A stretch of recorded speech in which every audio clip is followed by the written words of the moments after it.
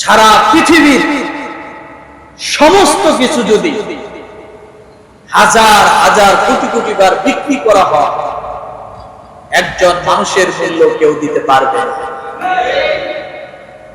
কি পারবে না? সারা পৃথিবীর সব যদি বিক্রি করা হয়, একজন মানুষকে আল্লাহ যে মর্যাদা দিয়ে তৈরি করেছেন, বানিয়েছেন, সম্মান দিচ্ছেন, সারা পৃথিবীর সবকিছু বিক্রি করলেও হবে না। আমি আবারও বলি, শুধু পৃথিবী নয়, সূর্য লক্ষ কোটি বার বিক্রি করলেও মানুষের সমান হবে না। কারণ ওই সূর্যকে আল্লাহ বানিয়েছেন এই মানুষের গোলামি করার জন্য, মানুষের খেদমতের জন্য। ওই চন্দ্রকে আল্লাহ বানিয়েছেন মানুষের খেদমতের জন্য, আসমানকে আল্লাহ বানিয়েছেন মানুষের খেদমতের জন্য, জমিনকে আল্লাহ বানিয়েছেন মানুষের খেদমতের জন্য। এখন এই মানুষের দাম কত? একজন মানুষ কথা বলতে পারে না, চোখে দেখে না, কানে শোনে না, কিন্তু মানুষটি হলো মুসলমান, ইমানদার। ওই মানুষটি শুধু শ্বাস প্রশ্বাস নিচ্ছে, মানুষ জানে, কিন্তু মানুষটা হলো ইমানদার। এমন ব্যক্তি, ইমানদার ওয়ালা ব্যক্তি, যতদিন পর্যন্ত দুনিয়ার জমিনে থাকবে ততদিন পর্যন্ত আমার আল্লাহ সাত আসমান জমিন সব টিকিয়ে রাখবে। কানে শোনে না, চোখে দেখে না, কথা বলে না, আছে কি তার? কি আছে? শুধু নিঃশ্বাস। আর সে একজন ইমানদার, যতদিন থাকবে আল্লাহ এই দুনিয়াকে ধ্বংস করে দেবে। তাহলে একজন মানুষের মর্যাদা আল্লাহ কত দিয়েছে, আর ওই মানুষের মর্যাদা লঙ্ঘিত হচ্ছে আমাদের মানুষের কাছে, স্বার্থান্বেষী মানুষের কাছে, লুবি মানুষের কাছে, বদমাশ টাইপের মানুষের কাছে। কোনো মূল্য নাই, কোনো মূল্য নাই। কতদিন থাকবে দুনিয়া? কতদিন থাকবো আমরা? কতদিন থাকবে আমাদের ক্ষমতা শক্তি, আমাদের শরীরের শক্তি? থাকবে চিরদিন? বলে তার জন্য এরপরে তার বেতন বাড়ার জন্য অথবা তার ব্যবসা লাভের জন্য এইরকম প্রত্যেকটা সেক্টরে যারা তার ধারণ ক্ষমতার থেকে অতিরিক্ত কিছু করতে যায়, তখনই এই সমস্ত মানুষের দ্বারা দেশের মধ্যে ফিতনা সৃষ্টি হয়। কে বলেছে? আর এই মানুষগুলো হলো মুসরিফিন। আল্লাহ পাক রব্বুল আলামিন ফিরআউনকে মুসরিফিন শব্দ ব্যবহার করেছিলেন। কাকে? ফিরআউনকে মুসরিফিন শব্দ ব্যবহার করেছিলেন। রব্বুল আলামিন তার জন্য বলেছিলেন সে ছিল সীমালঙ্ঘনকারী। আপনি খেতে পারবেন 100 গ্রাম চাউলের ভাত, কিন্তু আপনি গরুর গোশত, ইলিশ মাছ ভুনা দেখে আশ্চর্য হয়ে চোখ বড় বড় করে তাকিয়ে রয়েছেন, আজকে খায়া সাবার করে দেব। আপনি এক গামলা ভাত নিয়ে বসে একবারে সব ঢেলে নিয়ে বসছেন, খায়া সাফ করে দেব। কিন্তু আপনি অর্ধেক খাওয়ার পরে পেট ফুলে গেল, আপনার পেট ভরে গেছে, আর খেতে পারেন না। আপনি বাকি ভাতগুলো নষ্ট করলেন, ফালায় দিলেন।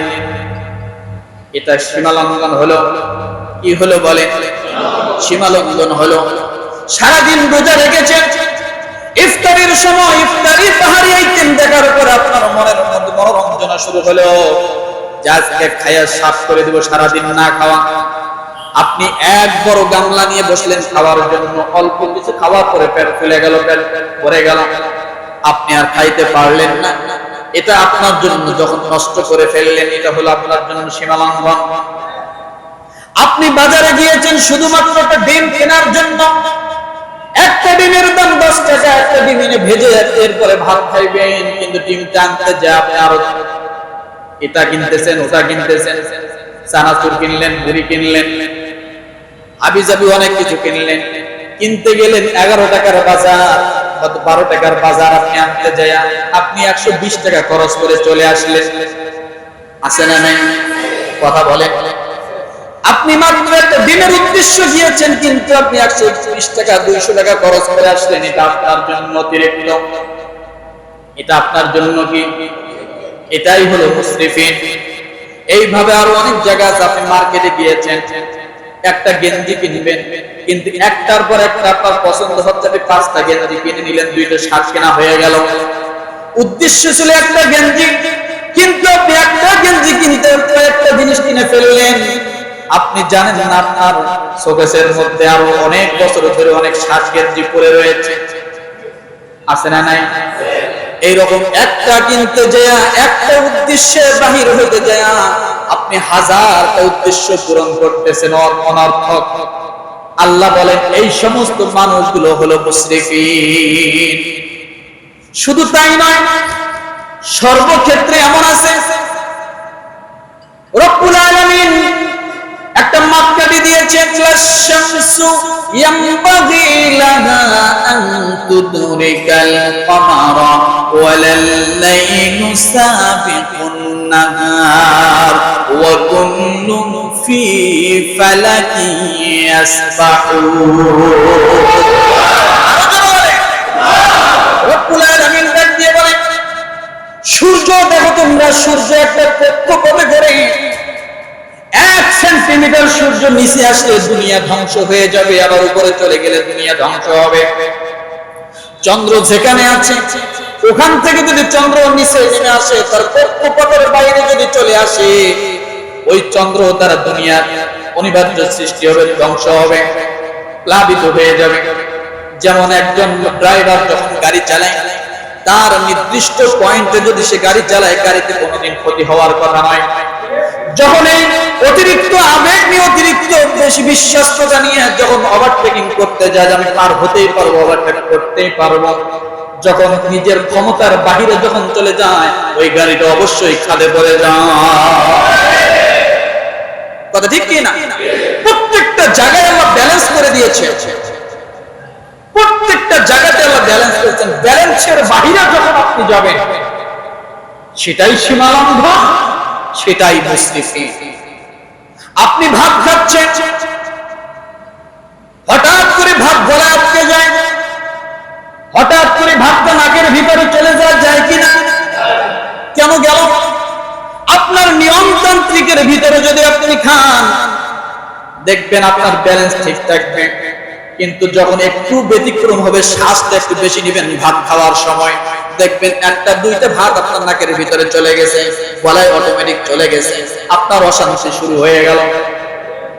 আপনি খাচ্ছেন 32টা দাঁত দিয়ে আল্লাহ আপনাকে রিফারিং করে সুন্দর করে ওয়াল করে দিলেন, মাঝখানে একটা নরম জিহ্বা আল্লাহ দিয়েছেন।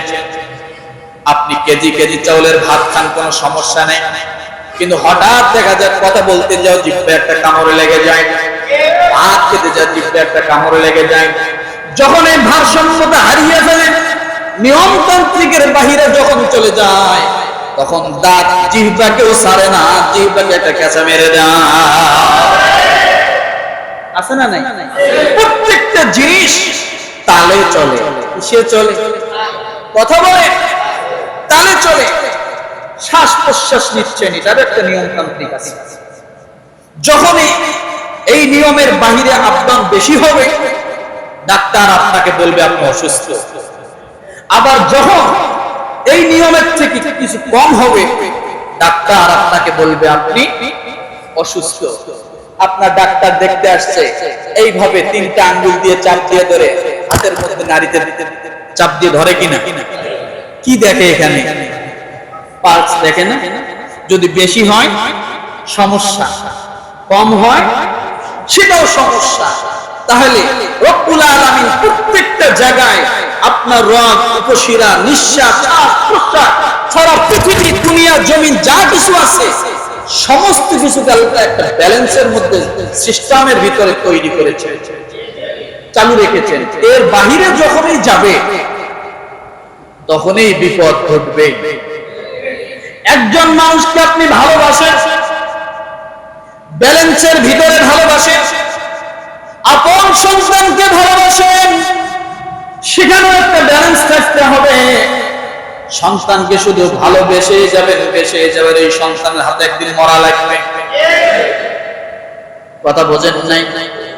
সন্তানকে কিছু সময় শাসন, কিছু সময় তাকে আদর, এই যে একটা ব্যালেন্স আল্লাহ তৈরি করে দিয়েছেন, নচেত তোমার জন্য বিপদ ঘটে যাবে, সমস্যা সৃষ্টি হবে। এমন যত জায়গায় আছে, যত সমস্যা তৈরি হয়, সব রব্বুল আলামিন ডাক দিয়ে বলেন কাযালিকা যুয়িনা লিল মুসরিফিনা মা কানু ইয়ামালুন। তাহলে মুসরিফিন তারা, কথা বলে, সীমা লঙ্ঘনকারী। যতটুকু তার থাকা উচিত এর থেকে যখন সে অতিরিক্ততে যায়, সেটা কি? সেটা হতে পারে বাবা মার ক্ষেত্রে, সন্তানের ক্ষেত্রে, সর্ব অবস্থায় এটা হতে পারে। একজন পুরুষের দায়িত্ব কত আপনি গভীর খেয়াল করে, একটি ছেলেকে আপনি উপযুক্ত একটি প্রাপ্ত বয়স্ক ছেলেকে আপনি দাঁড় করান, তাকে সামাল দিতে হয় তার বাবা মাকে, তাকে সামাল দিতে হয় তার স্ত্রীকে, তাকে সামাল দিতে হয় তার সন্তানকে, তাকে সামাল দিতে হয় তার অফিসের বসকে, তাকে সামাল দিতে হয় তার নিজ কর্মকে, আছে না নাই? তাকে সামাল দিতে হয় তার ব্যক্তিত্ব, একটা স্ট্যাটাসকে। একটা পুরুষকে কত দায়িত্ব পালন করতে হয়। এই দায়িত্বগুলো পালন করতে যায় দেখবেন যদি কারো ভাগে কম হয়ে যায়, তখন সেখান থেকে বিদ্রোহ শুরু হয়। বাবা মার ক্ষেত্রে যদি কম হয়, বাবা মা বিদ্রোহ করে সন্তানের বিপক্ষে, আমার সন্তান ভালো না, আছে না? সন্তানের ক্ষেত্রে যদি কম হয়, সন্তান একটা অভিযোগ ছুড়ে মারে, তুমি আমার জন্য কি করেছো, আছে না? স্ত্রীর ক্ষেত্রে যদি কিছু কম হয়, তাহলে স্ত্রী বলবে সারা জীবন তোমার কাছে কিছুই পেলাম না, আছে না? অফিসের বসের যদি তার মতো করে তাকে ওভাবে যদি না করা হয়, অফিসের বস বলে তোমার মতো বেয়াদব আমার লাগবে না, আছে না? আপনার কর্মের ক্ষেত্রে যতটুকু করা দরকার অতটুকু যদি না হয়, পরের দিন আপনার চাকরি ঠিক থাকে না। তাহলে একজন মানুষ, একজন পুরুষের কথা বলি, একজন মানুষের কথা বলি, তাকে কত জায়গায় ব্যালেন্স ঠিক রেখে চলতে হয়। যখন এই ব্যালেন্সের সমস্যা হয়, তখনই কি সমস্যা। আপনি একজন মানুষ, একজন মানুষের সঙ্গে, একজন বন্ধুর সঙ্গে কতটুকু আপনি তার সঙ্গে চলাফেরা করবেন, এটার একটা ব্যালেন্স আছে। কিন্তু এই ব্যালেন্সের অতিরিক্ত যখন আপনি যাবেন, তখনই হয়ে যাবেন আপনি খারাপ। আমরা ফেসবুক চালাই, ইউটিউব চালাই, বিভিন্ন আমরা মিডিয়া চালাচ্ছি, বিভিন্ন আমরা মানে যোগাযোগের ব্যবস্থাগুলো চালাচ্ছি। আপনি হিসাব করেন কতটুকু করতেছেন, এখানেও একটা ব্যালেন্স রাখা দরকার। যখনই এর অতিরিক্ত কিছু হবে, আপনার চাপা ভেঙে যাবে, আপনার ঘুম হবে না, স্বাস্থ্য নষ্ট হবে, খাওয়া রুচি থাকবে না, 2 দিন পর আপনি বাতাসে শুধু উলট পালট হবে, আছে না? সারা রাত ধরে ফেসবুক টিপতেছে, আছে না? এগুলো সব অতিরিক্ত যত জায়গায় হবে, তত জায়গায় সমস্যা, নিরাপত্তার বিঘ্ন ঘটবে। আজকে আমাদের সমাজে শুধু নয়, সারা পৃথিবীতে এতদিন শুধু আমরা ফিলিস্তিন নিয়ে কত দোয়া করেছি, ফিলিস্তিনের গাজাবাসীর জন্য কত দোয়া করেছি, কিন্তু আজকে পরিশেষে দেখি আমাদের জন্য, নিজেদের জন্য নিজেরাই দোয়া করে তাই শেষ করা পারতেছি না। কত দোয়া করব, নিজেদের জন্য নিজেরাই দোয়া, এখন নিজেরাই ভিখারি হয়ে গেলাম। ভাই আমার জন্য দোয়া করে, আমাদের দেশের জন্য দোয়া করে। এগুলো কেন এত বিশৃঙ্খলা? আসলে বর্তমান সময়টা হচ্ছে এমন, কান্না করলে দোষ, কিন্তু যে কাঁদায় তার কোনো দোষ নাই। সারা পৃথিবীতে চলছে এমন। আজকে গাজাবাসীর দিকে তাকান, তাদেরকে মারতেছে, মেরে ফেলছে, তাদের কত হত্যাযজ্ঞ চালালো, কত কিছু করলো, কিন্তু আমেরিকা যারা হত্যাযজ্ঞ চালাচ্ছে তাদের পক্ষ নিল, নিয়ে অস্ত্র, গোলা বারুদ যা দেওয়ার সব দিল, দেওয়ার পরে কি করলো? আরো মারো। ওরা কান্দে কেন? দোষ কি? দোষ কি? কান্দে কেন? এটা শুধু ফিলিস্তিন নয়, সারা পৃথিবীর মানচিত্রে আমার বাংলাদেশে তো আছে। আজকে যখন আপনি ন্যায্য কোনো দাবি আদায়ের জন্য সামনে অগ্রসর হবে, তখন এই সমস্যা আপনি ভালো না, তখন এই সমস্যা আপনি ভালো। কেন? আমি আমার নিজ দায়িত্বকে আমরা ভুলে গেছি, মানুষের অধিকারের কথা আমরা ভুলে গেছি, মানুষের হকের কথা ভুলে গেছি, যার কারণে আমরা সঠিকভাবে ন্যায্য অধিকার দিতে পারছি না। বিদায় ঘর থেকে নিয়ে শুরু করে রাষ্ট্র পর্যন্ত এমন কোন জায়গা নাই যেখানে বিশৃঙ্খলা নাই। ঘর থেকে নিয়ে শুরু করে রাষ্ট্র পর্যন্ত এমন কোন জায়গা নাই সেখানে বিশৃঙ্খলা নাই। তার মূল কারণ একটি জিনিস ভুলে যাওয়ার কারণে, সেটা হলো তার কতটুকু অধিকার আমার মাধ্যমে প্রাপ্য, আমি কতটুকু পাওনা, আর আমার কাছে সে কতটুকু প্রাপ্য। এই জিনিস দুটো ভুলে যাওয়ার কারণে এত সমস্যা, এই দুটো জিনিস ভুলে যাওয়ার কারণে এত সমস্যা। আমার ভাইরা, এই জন্য রব্বুল আলামিন বলেন, এই দুই জিনিস ভুলে যাওয়ার কারণে কত মানুষ প্রাণ দিল, কত মানুষের রক্তে রঞ্জিত হয়ে গেল, কিন্তু তাদের দাবি ছিল ন্যায্য। আল্লাহ পাক রব্বুল আলামিন এই হত্যা সম্পর্কে আল্লাহ কি বলে ভালো করে শুনেন। সূরা নিসা আয়াত নম্বর 13, ওমান ইয়াকুতুল মুমিনান মুতাআম্মিদান ফাজাযাউহু জাহান্নাম খালিদান ফিহা وغضب الله عليه ولعنه وأعد له عذابا عظيما ومن يقتل مؤمنا متعمدا فجزاؤه جهنم। আল্লাহ বলেন, যে ব্যক্তি কোন মুসলিমকে জেনে শুনে অন্যায়ভাবে হত্যা করে, কি করে বলে, অন্যায়ভাবে হত্যা করে, তার পুরস্কার, তার জাযা, তার পাওনা আল্লাহ বলেন জাহান্নাম। কি বলেন? কি বলেন? ক্ষণিকের জন্য নয়। আল্লাহ এখানে একটি কথা বলেছেন, এখানে ক্ষণিকের জন্য নয়, যাতে সে সর্বদা থাকবে। কি থাকবে? সর্বদাই থাকবে। ফাজাযাউহু জাহান্নাম খালিদান ফিহা, সে সর্বদাই সে জাহান্নামে থাকবে। এবং আল্লাহ তার প্রতি গজব নাজিল করবেন। কি নাজিল করবেন? শুধু তাই নয়, আল্লাহ তাকে ধিক্কার দিবেন, লানত করবেন, অভিসম্পাত করবেন, আর আল্লাহ তার জন্য মহা শাস্তি প্রস্তুত করে রেখে দিয়েছে। তাহলে একটি কথা বুঝুন, একজন মানুষের মূল্য কত? একজন মানুষের মূল্য কত? একজন মানুষের মূল্য সারা পৃথিবীর সমস্ত কিছু যদি হাজার হাজার কোটি কোটি বার বিক্রি করা হয়, একজন মানুষের মূল্য কেউ দিতে পারবে না। কি পারবে না?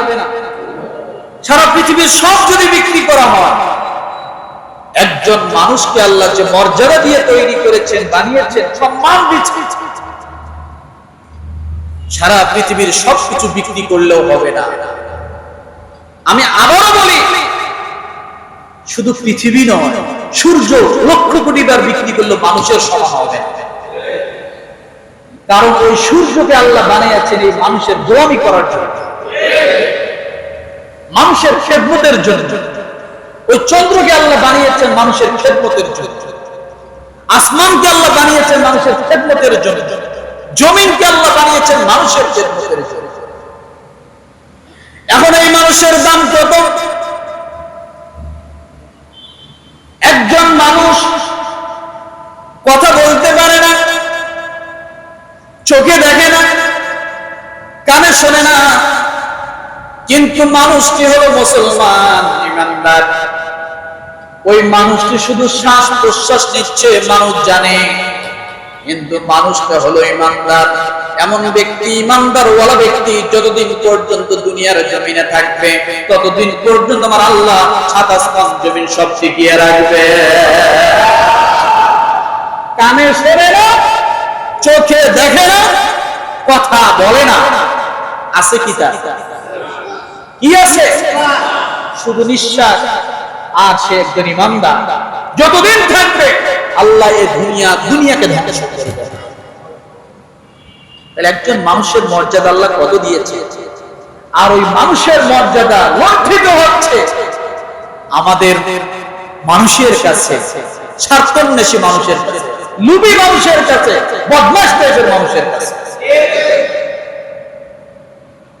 কোনো মূল্য নাই, কোনো মূল্য নাই।